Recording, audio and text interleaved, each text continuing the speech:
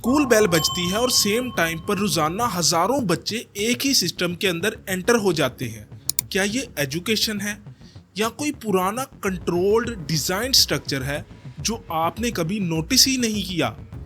सोचो, ये system naturally evolve नहीं हुआ बल्कि किसी पर्पस के लिए पहले से ही डिजाइन किया गया है। आज के क्लासरूम, टाइम टेबल्स और यूनिफॉर्म ये रैंडम नहीं है, बल्कि ये इंडस्ट्रियल एज से काफी ज्यादा इंस्पायर्ड हैं। पहले मैं भी यही समझता था कि स्कूल एजुकेशन देता है, लेकिन एक्सपीरियंस ने टाइम के साथ साथ मेरी सोच को चेंज कर दिया। एक दफा मेरे टीचर ने क्लासरूम में कहा कि सारे बच्चे सेम आंसर लिखें, तो इस चीज ने ऑनेस्टली मेरा माइंड चेंज कर दिया। मुझे अजीब लगा कि जब हर स्टूडेंट डिफरेंट सोच रखता है तो सिर्फ एक ही आंसर करेक्ट क्यों समझा जाता है? क्यों सिस्टम एक ही आंसर को करेक्ट समझ रहा है?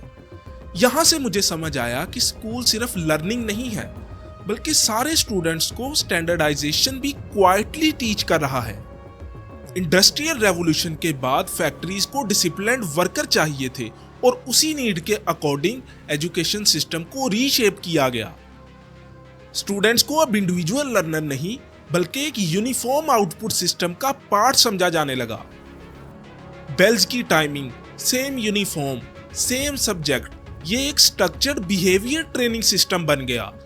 लेकिन सवाल यह है कि एजुकेशन सिस्टम में हर इंसान को सेम तरीके से ट्रेन करना वाकई फेयर अप्रोच है या नहीं? या फिर हम क्रिएटिविटी को सैक्रिफाइस करके ऑर्डर और डिसिप्लिन को ऑप्टिमाइज कर रहे हैं? क्यों हर बच्चे को सेम बुक्स पढ़ाई जाती हैं और सेम आंसर ही एग्जाम में लिखने पड़ते हैं? हम देखेंगे कि कैसे टाइम के साथ साथ एग्जाम इस पूरे सिस्टम का कोर कंट्रोल सिस्टम बन गया। एग्जाम का कॉन्सेप्ट सुनने में सिंपल लगता है, लेकिन इसका इम्पैक्ट हर स्टूडेंट की लाइफ पर डीपली विजिबल होता है।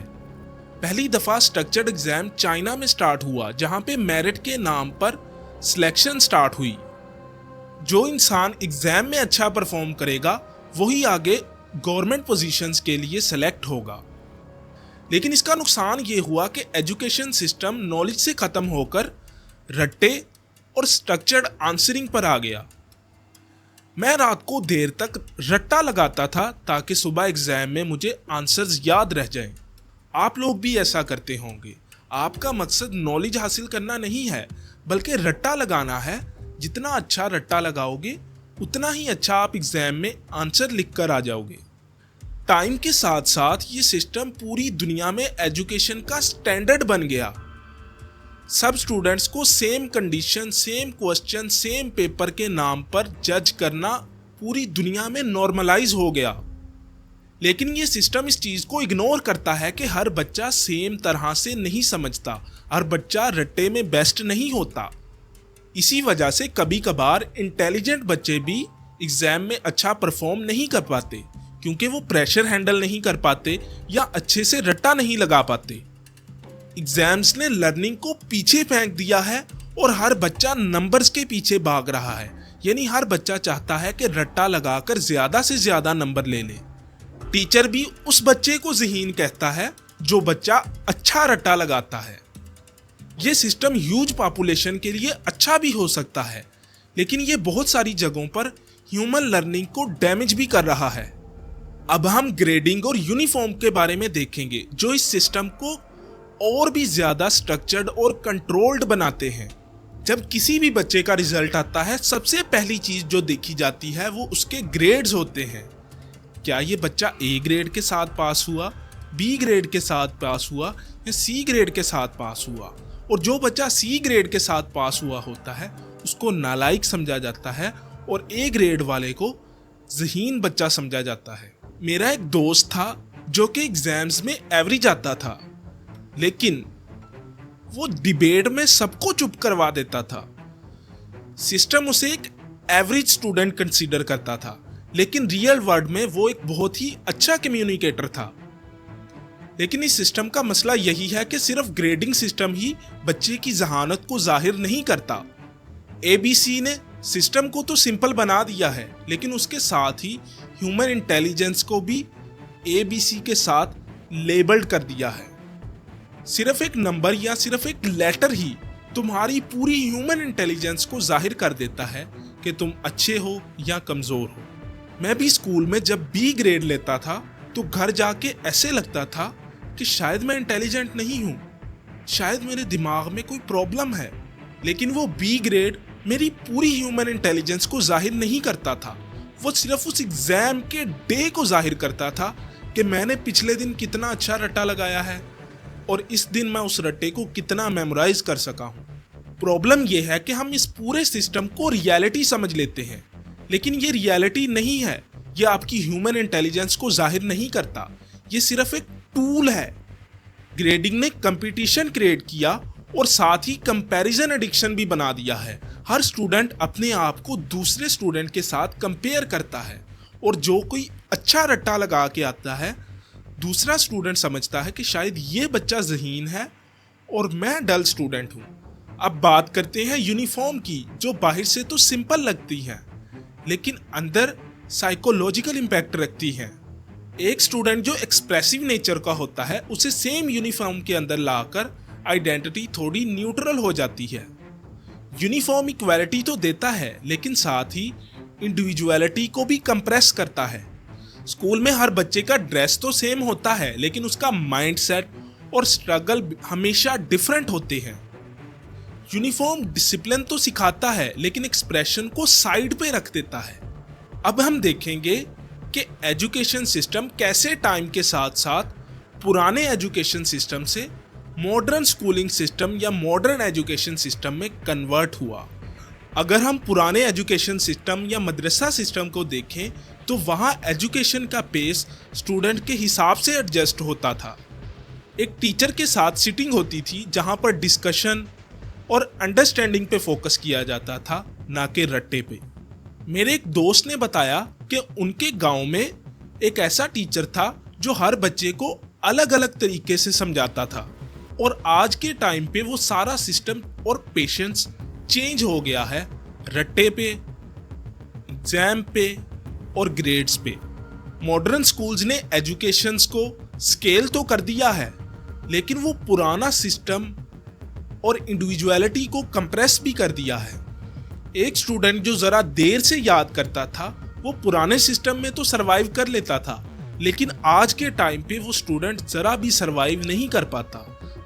लेकिन पुराने सिस्टम में भी एक बहुत बड़ी एरर थी कि वो थोड़े स्टूडेंट्स को तो मैनेज कर लेता था लेकिन लार्ज पॉपुलेशन को वो मैनेज नहीं कर पाता था।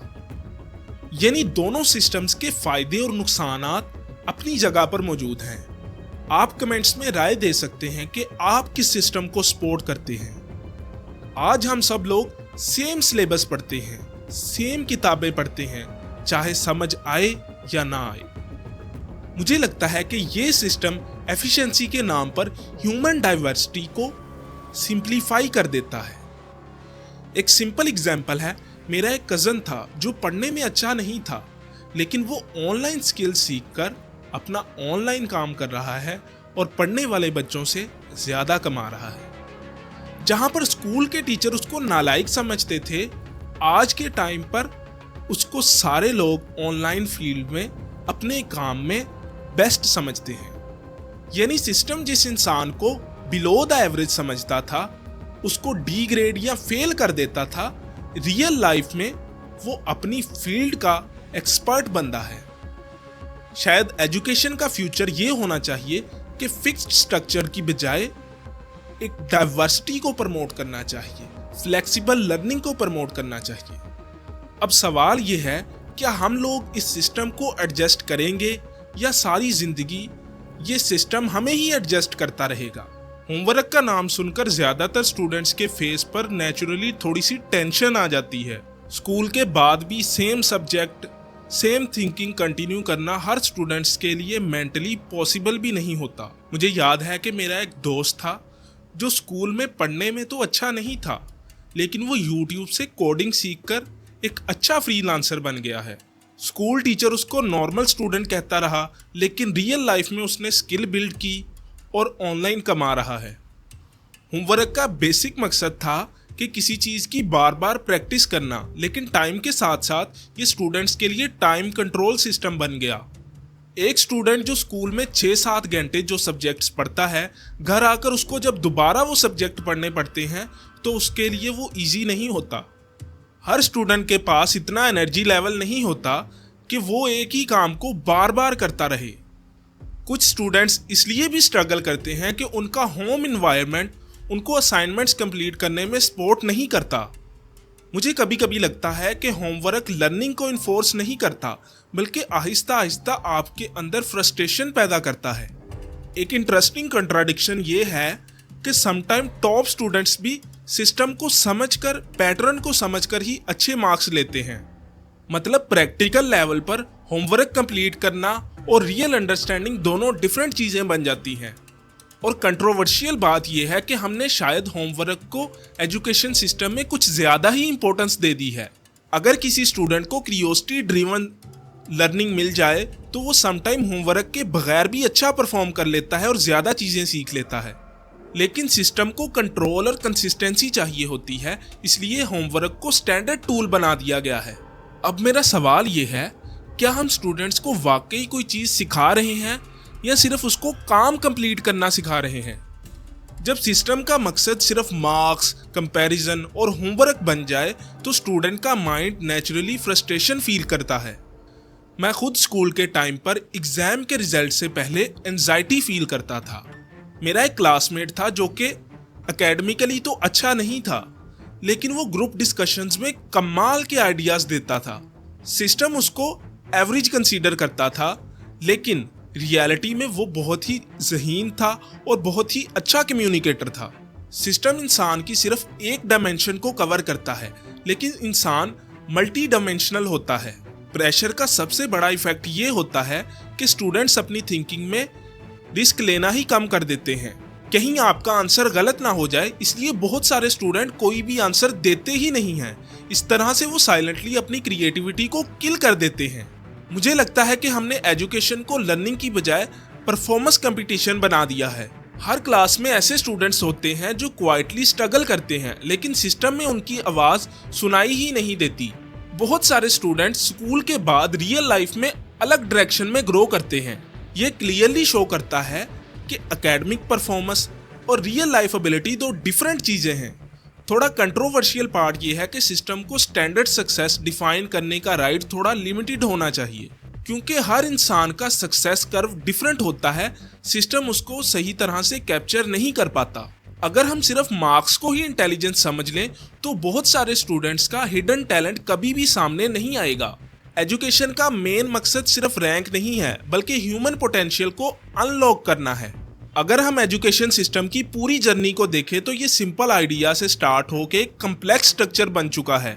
स्कूल, एग्जाम, होमवर्क, ग्रेडिंग, ये सारी चीज़ें मिलकर एक ऐसा फ्रेमवर्क बनाती है जो स्टूडेंट को शेप करती है। लेकिन हर स्टूडेंट को सेम फ्रेम के अंदर फिट करना ये प्रैक्टिकल या फेयर अप्रोच नहीं है।